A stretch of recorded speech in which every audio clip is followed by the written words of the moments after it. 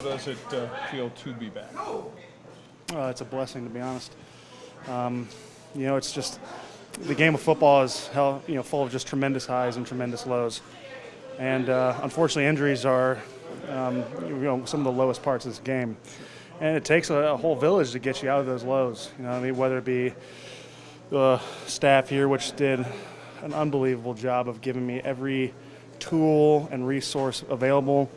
Friends and family and teammates. At one point I think I had practiced like four or five times since I've been in Buffalo. So, it's just one of those things that it's the nature of the beast. Someone told me, people say you can only control what you can control, and you kind of want to smack them for it. But cliches are around for a reason, you know what I mean? And it's the truth. And when you kind of come to cope with that and kind of come to reality with that, that's the truth. And all you can do is take care of yourself, and that's what we were able to do. Were you just given the amount of time that was involved to get right? Right. Were you getting concerned? Were you getting worried that Sure. And you had been through this before, right? So it wasn't new. Sure. I think maybe in that regard, it's a double-edged sword.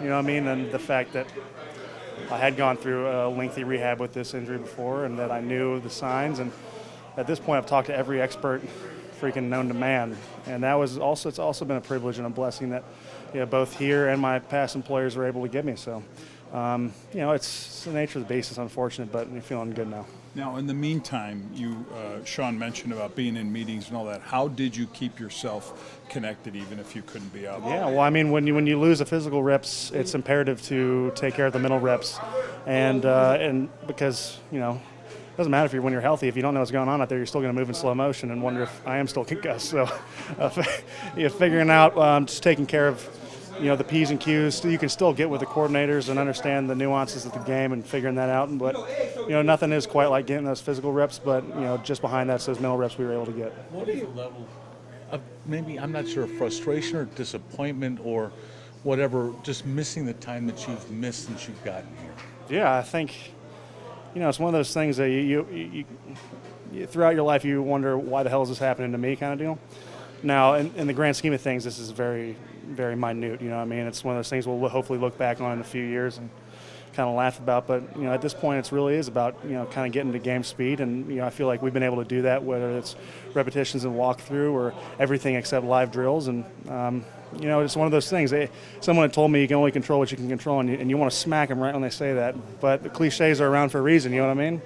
And that's the truth. And when you come to grasp with that, and you come to the realization that that's legit, then you're able to kind of just work on yourself. And when you have mental clarity and kind of a piece about you, especially with this injury, it helps accelerate the recovery. What's the emotions you go through as you're in concussion protocol? Because there's only so many things you can do, and it must be a wide range of emotions you have to experience there.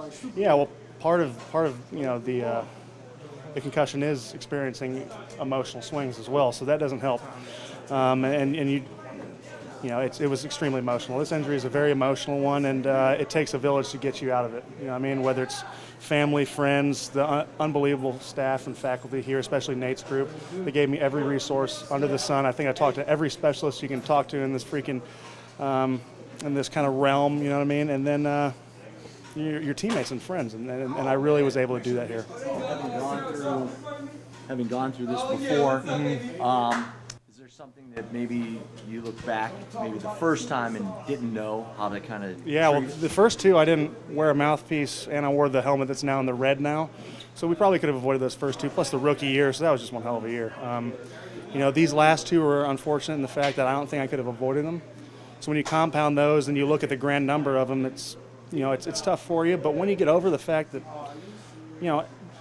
you take care of yourself. I do everything on the right way, and I know for a fact I'll be fine in the future. And when you come to realization that if this happens again, I'll be fine. And if it happens again after that, that's fine. It's just one of those things that you just got to kind of come to a realization with and come to peace with, and we are. And it was a long time ago, but this most recent one, training camp practice. What you got, like one. A knee? You got knee, knee to the side of the head. And what was the play? Do you remember the? It was just me and the defender were falling. I was kind of roll out of it, and the ground propelled his knee into the side of my head. And I'm telling you, man, it was just one of those weird freak once in a career hits you take, and that's when you kind of come into the why the hell is this happening to me? But you can't control. You can only control what you can control, and that's the toughest thing, and it's easier said than done. Were those experts that spoke with you, like you said, you talked to so many of them, were they always encouraging? Absolutely.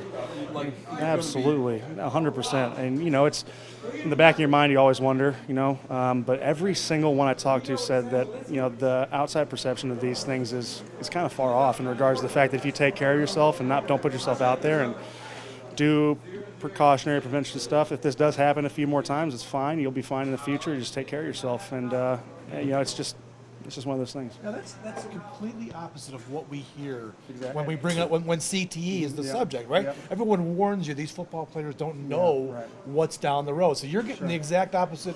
Well, no one can 100% guarantee you anything. And the hay's in the barn at this point, also. But the truth of the matter is that football is also a different game in regards to that. I'm not going to get into the gist of that. From what I hear, I can only speak for myself. And I feel very confident that I'm going to be just fine in the future. We've done all the tests you can every single one you can do, and everyone was just tip-top, and all the specialists said that I'm going to be just fine. In that sense, how much are you champing at the bit to finally get out there, be part of this line, and play a game? Yeah, it's what you came here to do, you know what I mean?